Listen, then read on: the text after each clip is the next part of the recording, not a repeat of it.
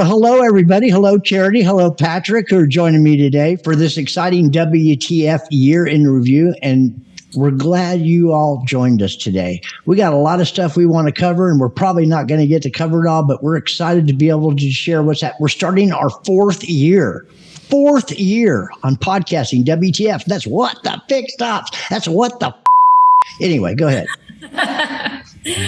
Well, hi, everybody. I'm co-host Charity Dunning, and we're going to have a year in review today. We're going to look over 2024. It's been a hell of a year, especially here at the WTF podcast. Did you just use profanity?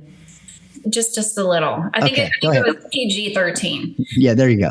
Yeah, so we've had a lot of intriguing interviews over the last year with the new friends and old, and today we're going to review a few of those shocking events that have come our way, some of the technical advancements we've seen, and reminisce a bit on the people who made an impact on us this last year.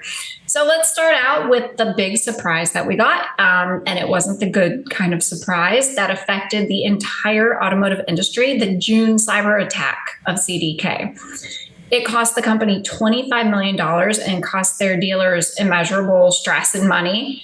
So according to CNN at that time, 387 Bitcoin, worth about $25 million at the time, was sent to a wallet controlled by the hackers who were affiliated with that type of ransomware. CDK didn't and hasn't said much about the event, but shortly after began getting dealers back online.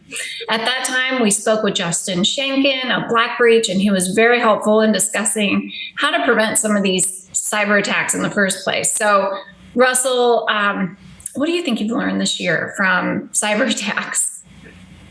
Man, I don't know. One thing I learned is I'm glad we had Justin Shankin on at the time we did. The guy was on every podcast talking. So kudos to you, Justin, for all the enlightenment you brought to all of us. I think it costs a lot more than $25 million personally.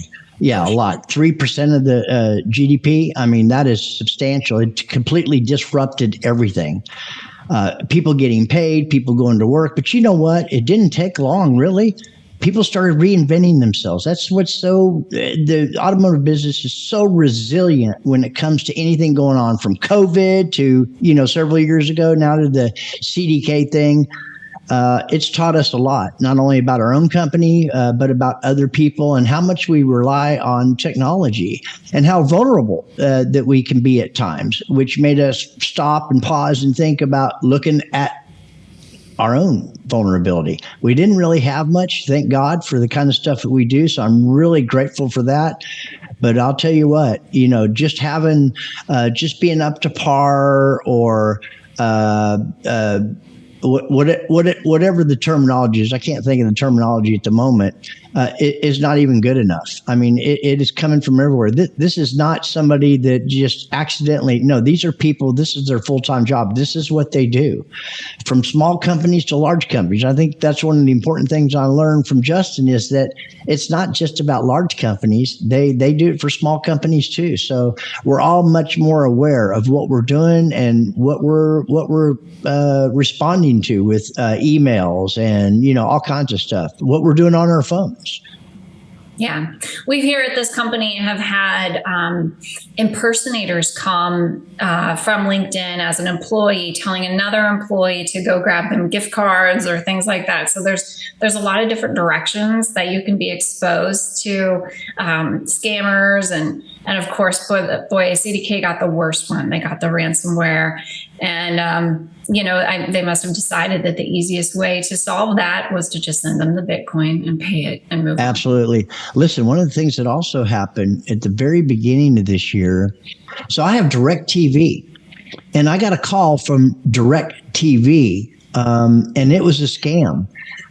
I was a little leery, actually, but they actually logged into my account. And when I logged in from this side, not logging in with them, but logged into they actually had access. They turned DirecTV off and then turned it back on, and they were scamming me, and I almost fell victim to it. So it can happen to anybody. I mean, I'm routinely just double checking things. And anyway, it's scary. It's really scary. Yeah. So what changes have we made as a company? Well, we looked at every type of protocol that we have to ensure safety, redundancy on backup.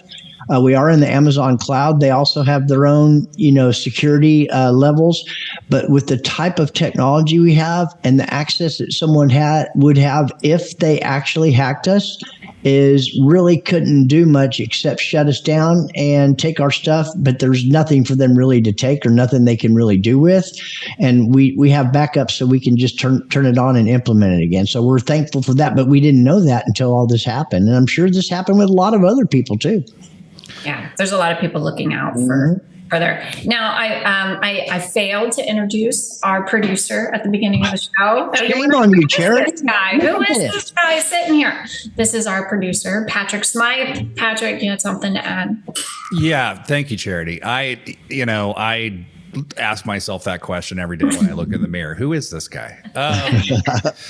But Justin made a great point on the show as well, which is that no company is too small to worry about this. Like there is valuable information that even companies with, one person, two people, 3, 4, or 5, all of us have to take cybersecurity seriously because it is an enterprise. It is a business, and hackers, target all different varieties. Yeah. All they're looking for is you to give them the access key.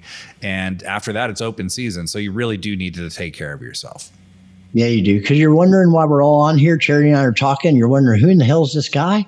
Well, now you know who it is. All the stuff that you see out there on LinkedIn, social media stuff, that's Patrick behind the scenes producing it, except he's not behind the scenes, although we made it look like that for a couple seconds. But that's Patrick.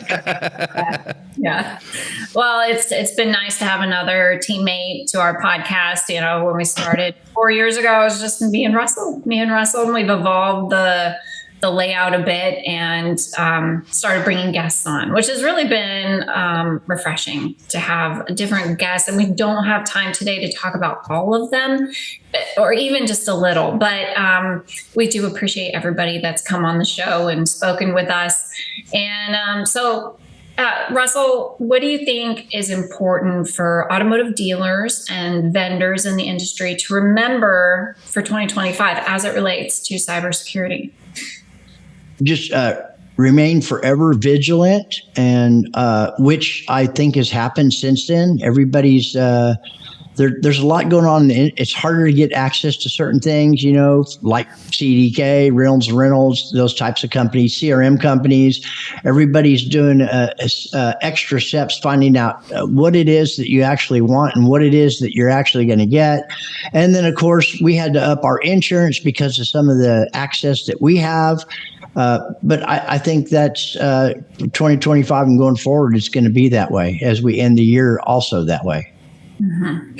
Yeah, it's important to educate your staff because really how these guys get in is just an untrained staff member that, they take a bite of whatever they're being fed by email, by phone, by text, by social media, and it just opens the door just a little and then they're able to get in. So any thoughts, Patrick?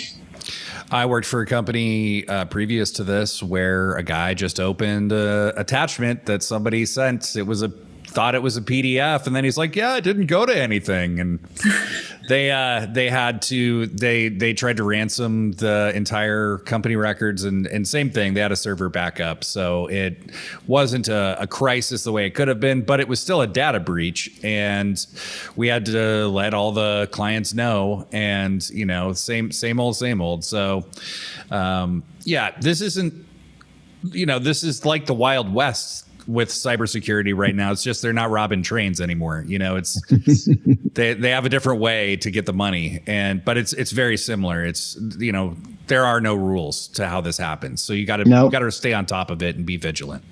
Yeah, and they can get a much bigger pile of loot now. That heavy gold. Just as Bitcoin these days. So let's venture into the topic of AI. So within the last year, AI has come a long way. Not too long ago, for example, AI images of hands were warped octo fingers, and today those same generators are producing flawless outputs. We spoke with Kaylee Filio, who told us about AI nearly eliminating obsolescence in parts. We've spoken with Wendy Reeves, who started a group called The Human Side of AI. AI has been a big topic this year as it relates to replacing jobs with machines. And I have some thoughts on that. But let's hear from you, Russell. Will AI replace us all? Will it be the death of mankind? Yeah, it's the death. We're done. I wrote this down yesterday. I thought it was cool. Particularly when it comes to, just we're in December right now, 2024. Yeah, so Chat GPT is 3 years old today. OpenAI released Chat, and look where it's gone. And now you got everybody getting into the game. It's moving very, very fast. One of the things I heard yesterday, which I thought was pretty cool, OpenAI will become the AOL of AI in the future. There's cutting edge technology that's rolling out as we speak with Google, Microsoft, who actually owns more than 50% of OpenAI, and also Apple and Amazon getting into the game. It's big business. Everything is about data. And automotive is probably one of the biggest industries to make the biggest moves, and there's going to be a tremendous transference of wealth. But automotive is now slowly starting to wake up and realize that all of our data is so siloed that in order for AI to work properly, it needs an enormous amount of data. One of the statistics I heard, the computers are 100,000 times faster than the human brain. It's amazing. I can't even comprehend that, how fast things are moving. So dealerships are starting to wake up, and with APIs, we're CRMs, DMSs, you name it, is all communicating. Even Tesla and Elon Musk and his company is really an AI company. You think about the amount of data when you plug in and what they can get. I think particularly with General Motors and Ford, they're going to be adopting his charging ports. And if they do that, and once they stick that charging port in there, it scrapes everything on that computer. And everything on that computer is probably scraped from everything on your phone. So it has literally everything. Now, this can be used for bad, obviously, but it can also be used for a tremendous amount of good. I choose to focus on the good, Charity. Okay. Well, I just read this morning about NVIDIA coming out with a nano computer that, because they're talking about with AI, you're going to need so much energy, so many data centers, and this little nano computer can just handle it, and they don't need all these data centers. And it reminded me, speaking of job losses, it reminded me of at its peak in the 1910, telephone operators. There are 250,000 of them in the United States. And the experts at the time thought eventually every woman in America is going to have to be a telephone operator. And of course, we know that was all phased out over time, and, it was all automated, right? And these people mainly went to work as secretaries at law firms and waitresses, waiters, things like that. So I don't think it's the end of the world or the end of mankind, but I think we'll see some very interesting ways that technology evolves in the coming years. Yeah, I think and Patrick wants you to chime in on this as well, but I think probably a third of the jobs are probably going to be lost. It's unfortunate. There's going to be job loss, but I think a lot of people, most people probably don't need to really worry about it. But what they do need to do is they need to start learning as much as they can, because part of their job descriptions are going to include robotics, AI, and things of that nature to assist. What do you think, Patrick? Yeah, I think that at the end of the day, every time job change, think of all the jobs that used to exist that no longer exist. I mean, there's many. And as Charity said, phone operators were a huge part of the U.S. workforce, and now they don't exist anymore. So anytime, our stability financially is threatened, we tend to, verge into catastrophe, right? Everybody's worried that they won't have a roof over their head or means to provide a roof over their head. But jobs will be created too. And I think that's where people probably have to start turning their attention and thinking ahead. It's the days of people, having the same job their whole lives is probably over. I mean, it really has been for a long time. Very, very few people worked for the same company doing the same job for 40 years. So AI. Well, but don't forget though, at the end of that 40 years, they do get a watch. Right. Exactly. They do get a gold watch. Yeah. Right. And those jobs It's just inflated though. It's not. Yeah, it's not even real gold. right, Yeah. right. Yeah.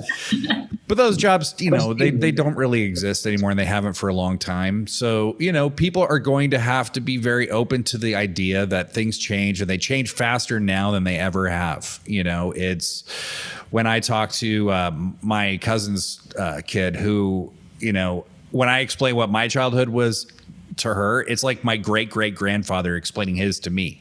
Like, my childhood sounds like it happened during the wagon years. It's to her, because she has no concept how to think of before the iPad or before the iPhone. Yeah. How about a wired phone in the wall? How about a rotary phone? Do you even remember rotary phones, Patrick? I do. Do you? Okay. I do. I had a rotary phone. My grandmother had a very old phone that worked for a long time. She refused to get rid of it until finally it just wouldn't work anymore. So yeah, one of the big things I remember when the push button phones came out is my mom's life and my dad's life totally changed because we have 60-foot cords to the phone. So you could actually walk around with it. You didn't have to stand there at the wall and actually talk. You could walk around with it in your hand. That was amazing technology. Not really, changer. But people tripping all over the house, Yeah, I mean, it sounds silly today, but it made a huge difference. Like, we want to be mobile. We want to walk around. And yes, it was corded, and those phones lasted 25, 30 years. I think my grandparents still have the same one they had when I was a kid. But it just shows you like what people want. They want to be mobile. They want to walk around. They don't want to be glued to the wall. They want to dial quickly. They don't want brr, brr, oh, I screwed up, got to start over again. So, Russell, what innovations are you looking forward to in the AI arena? Used at the dealership. So I heard this from Tony Thorstad.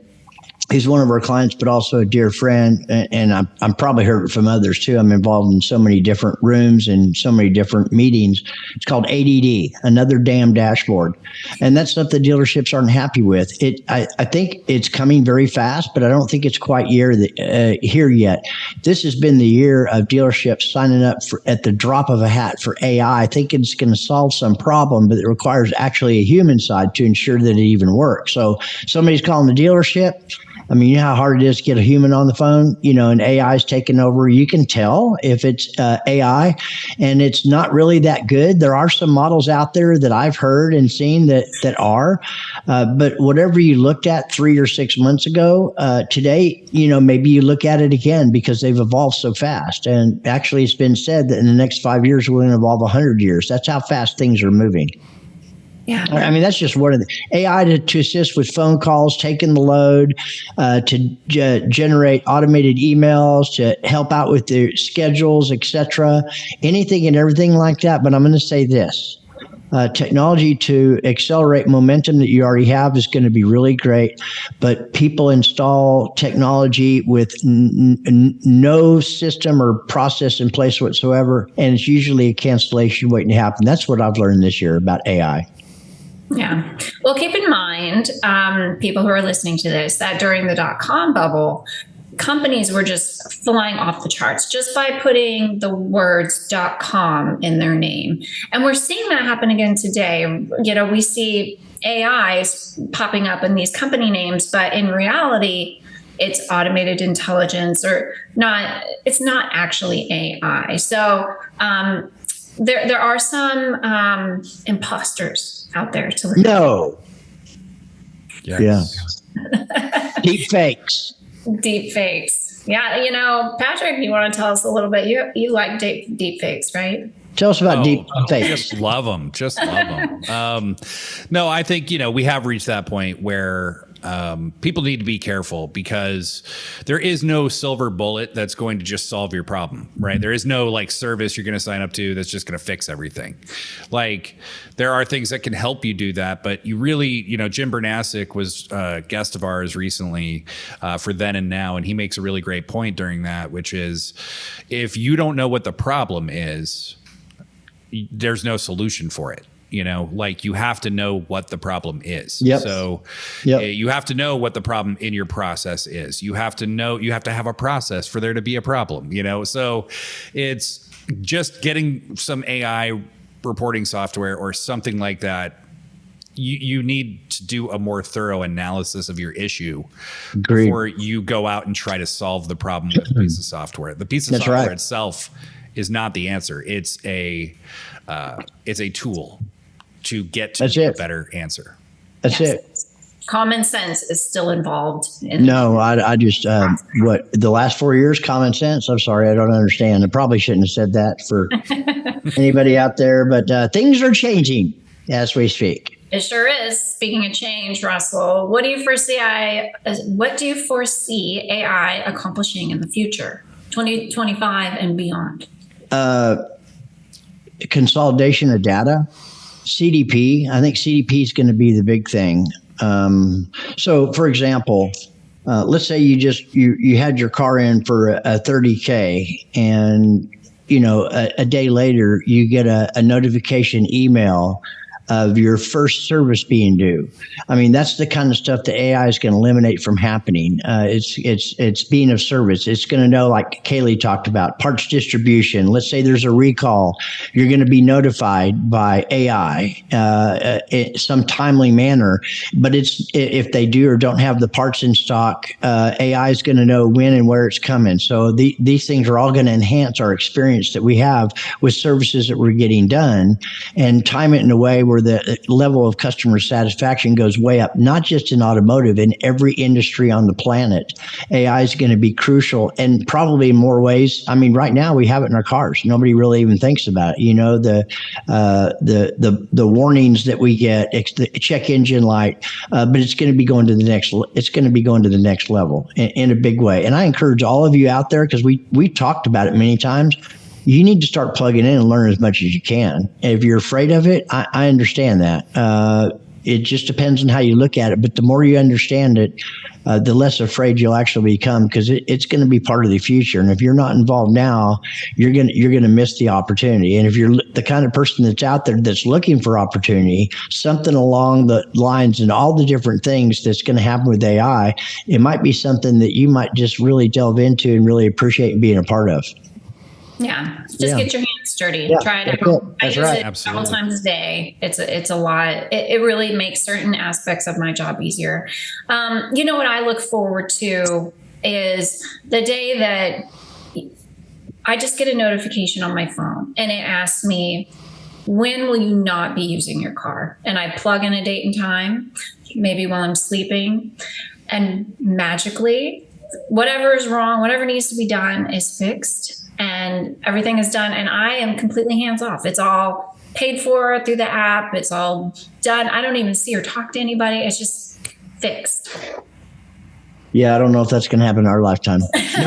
No, it may, because Paragon Honda, Brian Binstock, they have a 24/7 service department, and most of it's pick up and drop off because of location. So this does happen during the night, and it's delivered to you. If something needs to be paid for, you're notified, about something they find as they're doing whatever work on it. But yeah, I think it's mobile is going to be great. They can come out to your house and take care of a lot of those services other than major repairs, which is critical. I mean, we're in the automotive side of things, so we reference automotive, but that's where technology, I think, is going to be a really big play, and already is. Yeah. Any thoughts, Patrick? Just, I think technology is going to continue to move things forward in ways that we can't possibly think of right now. Every time, going back to Nikola Tesla, way back in the 1800s, people thought they were finding the answers that were going to change mankind, and we've always been kind of waiting for those moments, right? And it will, technology is going to nurture our evolution, right? But there isn't a product that's going to transform life as we know it, at least not this year. No. Right. It's not as predictable as we hope it is. We think we see the future, just like those experts about telephone operators. Everybody's going to have to be one.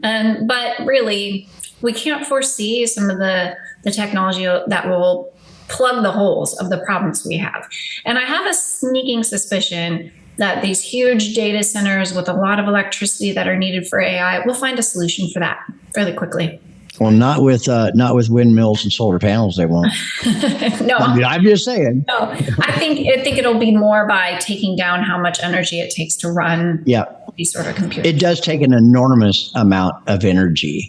And that's one of the things we're looking at right now is our power grids and being able to handle that amount of energy that's needed for these warehouses of computers. And, it's amazing.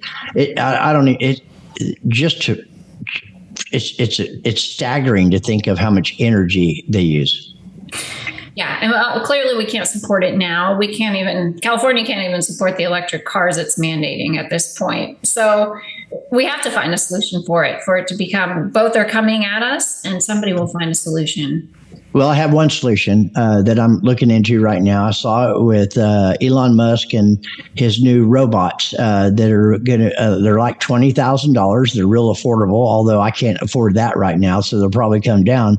But a robot that you can talk to and interact with, you can do it right now on your phone with some of the newer phones. You can have conversations like you're having a conversations with a real person, and it's just a chat bot.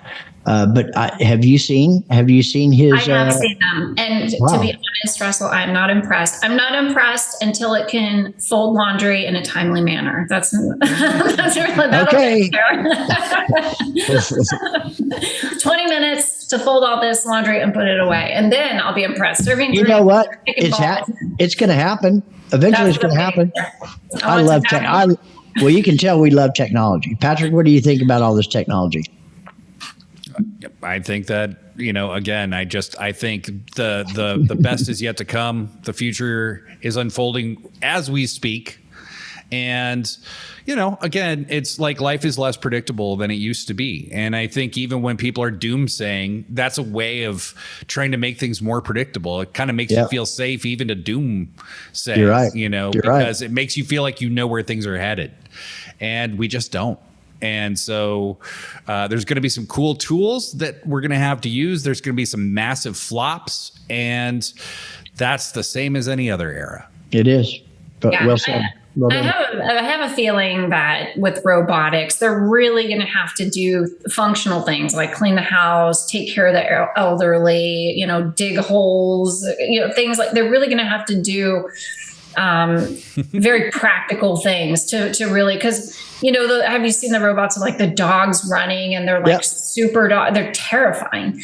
People don't really want that. People want to eliminate sort of these time consuming repetitive tasks that they have to do all the time. And I think that's when a lot of people get on board with the price low and they're able to accomplish those sorts of things.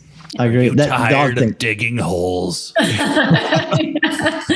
Yeah, back in the day, China said we need a Great Wall. Put 1 million people on it, and then hey, you could just put the robots on it. They'll get it done pretty quick. Yeah, you just call the AI hole digger, and we'll be right there. Let me guess. At this very moment, another vendor is walking up to your lot with something shiny to sell. Before you head back and hide in your office, let me take a minute to tell you about my friend Dawn Pelham and my friends over at Global Dealer Solutions. They exist to help you find solutions to problems, some of which you might not even know you have. Best of all, they can manage as many products and services as needed for you, helping cut down on multiple vendor visits and distractions. And if you need anything, you have one number to call or text for the response all dealers like to hear. On it, GDS understands that successful dealerships require more than a set it and forget it mentality. And they'll be with you every step of the way, from setup, implementation, training, and support. And if necessary, they'll even cancel non-performing products for you. No pushback, no arguments, just a solutioneer executing course corrections as needed. Check out gdsdealers.com to learn the difference and set up a time to meet. Let's see if they're a good fit for you. Yeah. All right. Well, let's move on to the next topic. Patrick mentioned this a little earlier that we've implemented a new edition of what the FixedOPS this year, and we called it Then and Now. It's a show where we have had the guest on before and they come on again and we get to see sort of their progress in their career. Some of the guests include Dave Foy, Michael Barrich, Brian Kramer, and as you mentioned, Patrick, Jen Bernasek. It's really interesting to watch how people move and grow in the automotive industry. And it reminds me that careers are malleable. They change and grow and expand over time. So no longer, as you mentioned, Patrick, do people work at one company for their entire adult career. So who are some of the people we've returned to this year who've made an impression on you, Russell? All four you mentioned. Brian Kramer, I think Dave Foy was first. Yes. I met Dave, FixedOPS Mastermind. It was on Tuesday nights during the height of COVID.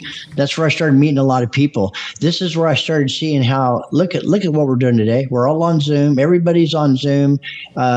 Before COVID, I mean, it wasn't Zoom, it was GoToMeet or something. Zoom just came alive after that. And I know those other products are still used, but it's almost like if you had a meeting scheduled with somebody, it was no big deal if they didn't show. Well, it's a big deal today. People show up to those things. They really do. It helps manage their time more efficiently, et cetera. But Brian Kramer, he was on our WTF. And the reason we had him come back, he knew when he was even on WTF, he was a general manager at Germain. Yeah, Germain Toyota in Naples, Florida.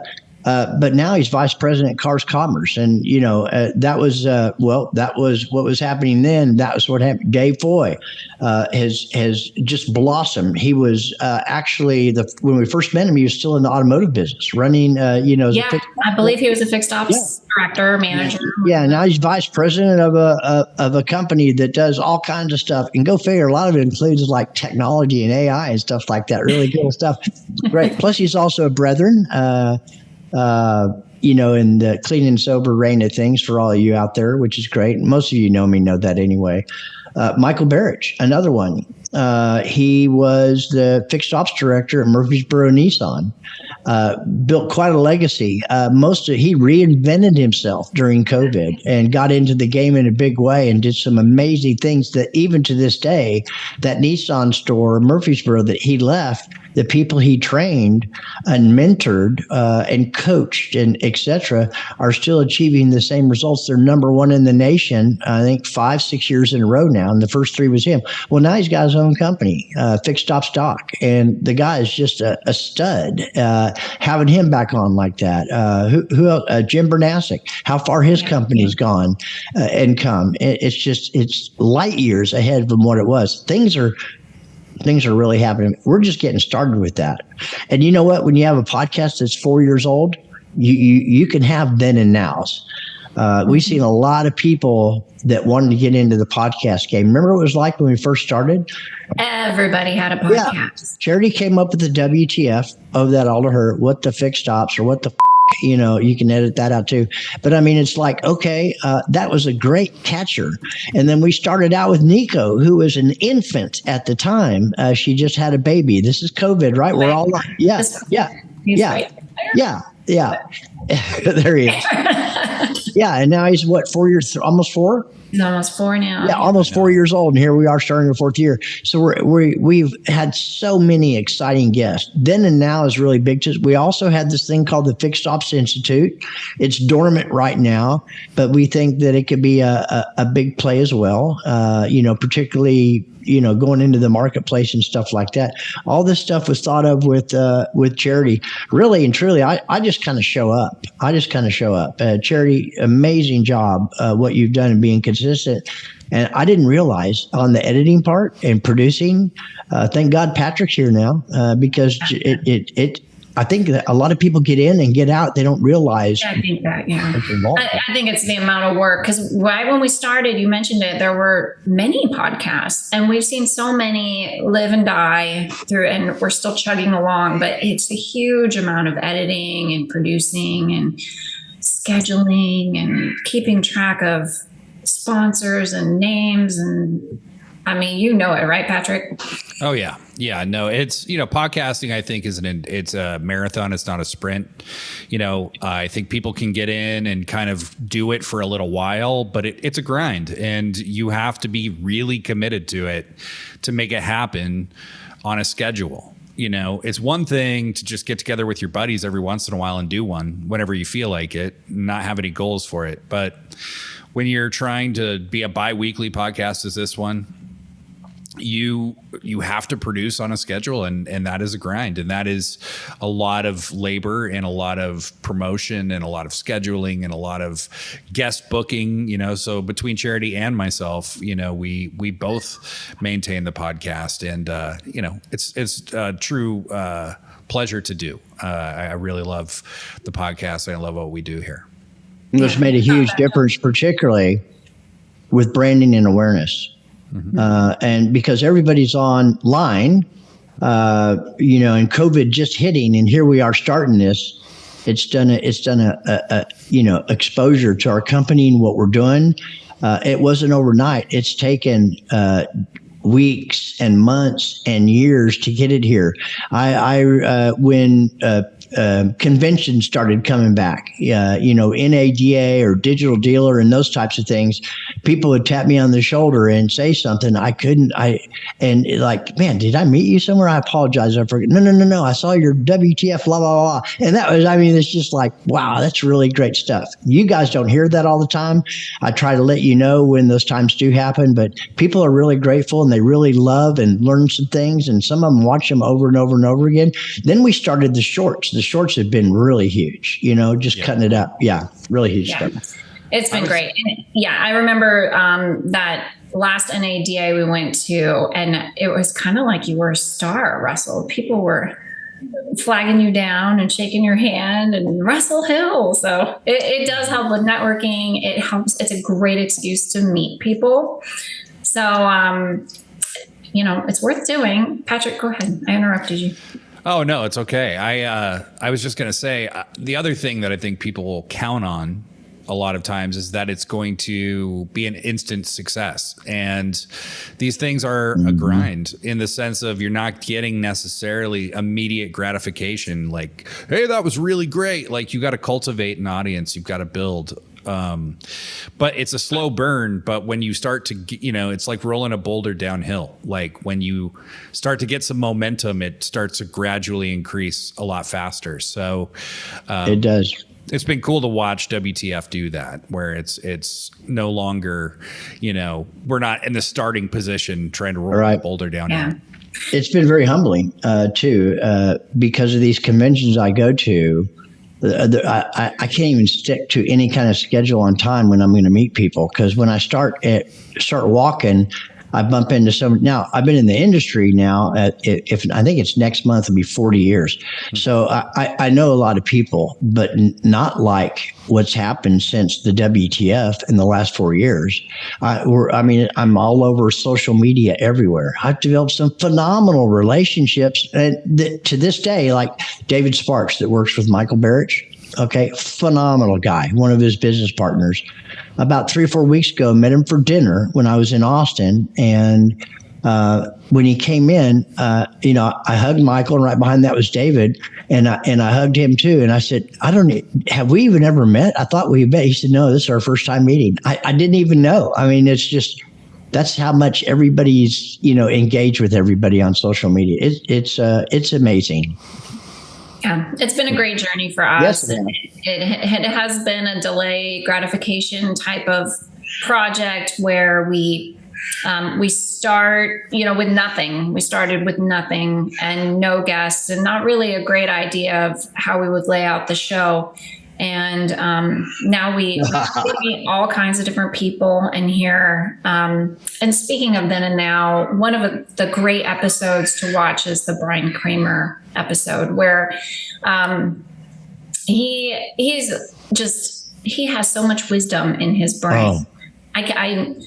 It's too much for me to share here, so you guys will have to go and watch that episode. So speaking of then and now, Russell, does it give you any thoughts about your own career? And I'm going to throw that question to you too, Patrick. Yes. So it's my third company. I've learned a lot. It's really helped shape me. And I can say this: we have 32 employees now, Rick and I do. And these are the best employees we've ever had. And you know what? We have no brick and mortar. Here we are in Zoom, and this is how it is. We're virtual. We use Slack, and the Slack is like a common household name now. But I want to say something about what Terry just said. Getting people on the WTF early on was almost near impossible. It's like, I don't know you. Who are you? Type thing. Now people are reaching out to us, which is really humbling and great because we're a known quantity out there. And that's because of the work that these two do. So I'd like to lift Charity and Patrick up. We would not be here. And it's real easy to get really, really great people on the show. And we can even pick and choose. So thank you for all you do. Well, thank you as well. Yeah. Patrick, hearing about Michael Barrage going from a FixedOPS director to changing his whole career because of a health scare, starting his own business, or hearing how Brian Kramer, climbed the ladder. He's climbing that ladder, and all the other people we've seen grow in this industry. Does it make you think about your own career?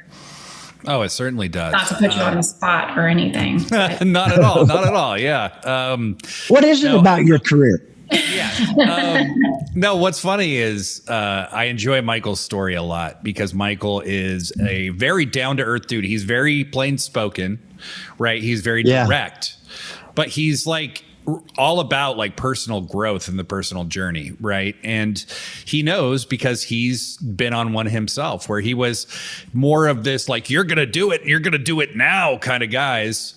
And then he had a health scare. He couldn't serve in the role that he was in anymore. He had to start his own business. And now he's had to learn how to be, still apply that same determination, but like in a more top level business owner sense. And he's so real about it. He's really actually very empowering to listen to. As it relates to my own career, you both know I'm a musician in recovery is what I always say. So I toured, I was out there, doing stuff a lot for a long time. And during the pandemic, I decided I just didn't want to do that anymore. I had had enough. I was 40 years old. I'd done it already. You're a youngster, man. Go ahead. Yeah. So I started doing a live stream at the time and found it was a lot of fun, and I liked designing stuff and I liked doing all that. So I went to got a associate's degree in multimedia design during the pandemic, and found FixedOPS marketing. It's the best job I've ever had. I love working here. I love the team. And so like change is eternal. It's the thing that will always, you have to be open to change, And I think if you want to get where you ultimately belong, change is the way. So it is. Don't ever get too married to your circumstances. Like things can always change. Yeah. Adapting and changing, I think, is part of a regular average career now. Like we mentioned earlier, people aren't just starting with one business, staying there their whole lives, and then retiring. That's not how it is anymore. Russell, you're an expert on change. Well, I know in my life, wherever I resist change the most is usually where I actually need to change. I'm a big risk taker. I've learned I've learned so much in my life through all the ups and downs. But this last 3 or 4 years, building this company, we've doubled our growth this year, or actually a little more than doubled. And most of that was in the last 5 months. We've actually doubled our business. And we're a known quantity now, which is great. But I'm operating at a level that I haven't ever operated at before. So let me give you an example. I have Monday through Friday, I have time blocking so I can take care of Russell. Okay. Work out a little bit, read something, just walk away from the office. Right. I don't get to do it at all. No, you're just making more work for yourself. Yeah. It just blocking out. Right. As a matter of fact, right now I'm in the middle of a time block and I'm on here doing this. Change is good. It really is. And I believe that to succeed, you need to fail way more than you succeed. And I have an acronym for that, and that's first attempt to learn, and that's all it is. But for me, life is at the edge of my comfort zone. I think people that are real comfortable, like Patrick, you get into this grind, and then some kind of change happens, and you resist it, and it could directly affect your emotional, spiritual, mental, physical life in multiple ways. Change is good, though. Change keeps us fresh. It keeps us alive. It keeps us engaged. Comfort zones do not. Don't get me wrong. I like being comfortable. Some people, I say this almost every time we talk about this kind of stuff or with somebody else. They say, well, you don't like being, no. I'm not talking about being comfortable. I like a comfortable seat, car, couch, I like creature comforts around that. I love that. That's not the comfort I'm talking about. What do you want in life? Not everybody wants the same thing, but you know what? You need to identify. If you want something out there, you're going to have to get busy and get outside your comfort zone. And usually that means meeting people that have what you want and can show you how to get it. I used to think they were unapproachable. Quite the contrary. But they're not going to spend much time with you if you're not following their suggestions. You can't pick and choose. If you want growth and you want to make change, it could be very uncomfortable, but extremely rewarding. And I'll wager most of the time it probably is, unless you set a time frame on it. If it doesn't happen in 3 months or 6 months, it's the long game. That's where real growth comes from, I believe, anyway.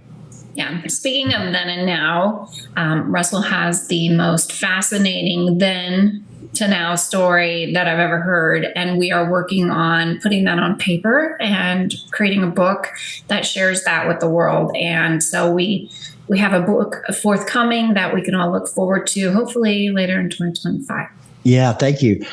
Listen, I've always wanted to write a book. Several people I know in the industry have done that recently. And I thought, well, they just got busy and wrote it. And I've learned a lot of things. Charity is tremendous talent, journalist, degree in journalism as well, but wrote for newspapers and magazines. Before she came to work with FixedOPS Marketing. And so we were talking one day, this is the best way I know. And she said, well, I started learning about ghostwriters. I didn't know what ghostwriters were. I'm thinking, how does somebody sit down and write this kind of stuff? Well, they don't. They don't without a lot of help. I got the story, but I'm so ADHD type A, I don't know how to put it into words. But slowly but surely, as Charity, probably more in the last 6 or 8 months, have gotten to know what my life was like as somebody else versus what it's like now. She found, we all have stories, okay? But they don't have to define you, even though they really do. You could be caught in the negative quagmire, never get your head above water and end up drowning in it. It can own you, or it can define you and help you go to the next level. And that's what my story's done. And when it does come out, I hope you all find it as fascinating as Charity and the people, some of you out there know, most of you don't know. So some of you heard me say some of the things about my recovery and prison and, treatment programs and, the challenge I've had with drugs and alcohol. A lot of us have that, but there's another side to the story, and I'm not going to tell you about it. You're going to have to wait. Yeah, it's a great story. No spoilers. I've never heard anything like it. And I've read, behind me are many, many memoirs, many, and I've never heard anything like it. So look forward to that. Let's venture to our last question. So okay. This one, I'd like to show some respect for someone who shared his life for us these last few years. Sean Butler, we had a lovely discussion with him about family, love, and life. And it was a difficult conversation to have and difficult to film. We followed him in his career. He was a very inspirational, hardworking person. He was a major contribution to the industry and a dear friend of ours. So not everything we talk about on WTF is positive and optimistic and roses and fairies. So Russell, do you have any thoughts to share on our friend Sean? Yeah, that was when we talked to Sean about coming on our podcast again. He wanted to. Yeah. It was devastating what was going on. A lot of messages out there, but he was a client, but he became a very dear friend through SDL, Service Drive Live. right after COVID, we had our first actual get together, and it just solidified our relationship because we had a lot of, drugs and alcohol in our past. I mean, we're not about how many people really don't have that, whatever. Anyway, but his personality type, we gravitated and hit it off, and we just became close, and closer and closer, and while he was chasing his dreams. But he noticed something that was wrong and choose to ignore it for about 6 months. And finally, when he was forced to go get it checked out, it was already too late. He tried everything. And those of you that know him, his attitude up until the very last breath was one of positive and inspiration and motivation to not wait, get things checked out, your family, your kids, your work. He even worked up the last 2 or 3 months before he just couldn't even work. And when he came on, the message, it's like, should we really air this? What if he's gone by the time we do and stuff like that? Turns out not, but it wasn't much longer. But what the indelible imprint that he left on me and Charity and this industry will never be forgotten. Sean Butler, we love you and thank you for all that you've done for this community. And you are missed by countless thousands of people that got a chance to interact with you. It was an important part of my life, and you're an important part of my life. Yeah, I thought it was very brave. And I'm very grateful of him to share those moments of his life. I mean, I can't imagine being in a more vulnerable position. And he just stood right up and faced it and shared that with us. And we're all very far from a similar experience, so I was really grateful that he shared that with us and with our audience. So that episode is still hanging out on our YouTube channel if anybody wants to revisit that. It's powerful. It is inspirational, motivational. And when you see him, it's like we had many conversations because he was a client about my own mortality and, some of the things that I'm going through. And today I've had a few things, happen. I don't know what it is, but when you start turning about 60 years old, you think you're all fine. And then you start to notice little things. And he noticed some of those things too, but he'd always encourage me to go get it checked out. Don't let it wait. And I would, and come back and we'd talk, and it was nothing big. And, that doesn't mean that the next time it won't be, especially with the life that I used to live. I'm so humbled, honored, and grateful to be as healthy and as I am today. And Sean is, I tell you, I think about him often. I see pictures, or we do something like this where his name's mentioned. He had a lot to do with Ted Ings and the Roundtable, Dave Foy as well, and the Mastermind. I think I met him on Dave Foy's Mastermind. That's where I met Michael Barrich, and who actually became a client. And you know what? I'm going to go ahead and be vulnerable. I'm going to say this out loud. Michael Barrich scared the hell out of me at first because I grew up on the durable side. I wasn't a real big fixed guy. And here I am with a technology company, and Michael Barrich taught me a lot about this business, and I'm always lifting him up and what he does. Just from Patrick, what you said, the guy is not just a service manager. I mean, he's a true director. I mean, he went to NADA Academy. He knows parts as well as he knows service, anything and everything that was required. And he makes it sound so simple how to engage with customers and talk about things and the impact that he's had. It's kind of like Sean in a different way. He's a mentor. Sean was a mentor as well. And, anyway, great people. Yeah, we have some really awesome people in this industry, and we get to share in their lives by having this podcast. And for that, I'm grateful as well. You would never know, that all these people are out here without modern technology, without the internet, without Zoom, without, events online. And it's been a great experience. And so what are you looking forward to in 2025? Do you have any predictions? Yes, predictions are we're going to double our business again, which that's a great, but the amount of people that we're interacting with and how things are, listen, I'm just going to say this. This is a year in review of WTF. But there's been a lot of personal things talked about here as well. And all of you out there listening, you need to understand that you count, you matter, you make a difference, and you're part of so much more sometimes than we think we really are. I say that out loud. I say a lot of things out loud, like I really know these things. No, I say them so I can hear them over and over and over again. I can hear myself saying it. It helps with accountability.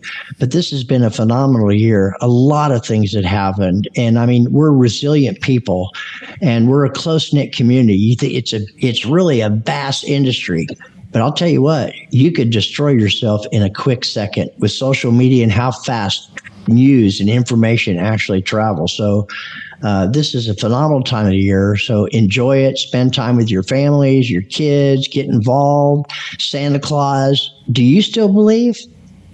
Do you still believe? Anyway, this has been a tremendous year. 2025 is going to be that and more. And I believe that just because I'm going to make it so, and I'm going to make a lot more mistakes. But one thing I'm really looking forward to, although a little nervous about it, is this book when it rolls out. I'm, that's all I can say. It's there's a lot of stuff that people don't know, even though they think they do know. And thank you, Charity, for helping pull that out of me and realizing that it is a story that I should tell and that people should. And I think that's important so people know, hey, if he can do it, why can't I? Well, you can. So this is the year of I can. I love that. I love that. Well, any final thoughts before we go, gentlemen? Just, I think for sure 2025 will be a year that happens. I think that's definitely going to happen. Yeah. And then you mean like in reality? Yeah. Right. Like in reality, there will be a full year and we will call it 2025. Yeah. But I think that honestly, the new year is coming. It's a time of renewal. We've been talking about change. We've been talking about embracing change. Russell, I thought you made a great point about where you're challenged the most is where you need to change the most. And we should all try to be as open to that as possible, right? Like that's True. just, there is a natural way to life, and life will challenge you in the areas in which change is required the most. And I, in my own life, I've had some big changes and some big surprises this year, and some of them were really scary, but in the end, they all worked out. And you're here for the better, so that's really what life's about. Is you don't always know why, you don't always know when. But you got to roll with it and you got to figure out a way to turn it to your advantage. And I hope everybody listening to this takes that home with them because I know Russell does that. I know Charity does that. I try to do it as best I can. So best wishes to all of you. Thank you, Patrick. Happy holidays. Merry Christmas. Happy New Year to everybody. Bye-bye. WTF. What the? FixedOPS. What the fuck?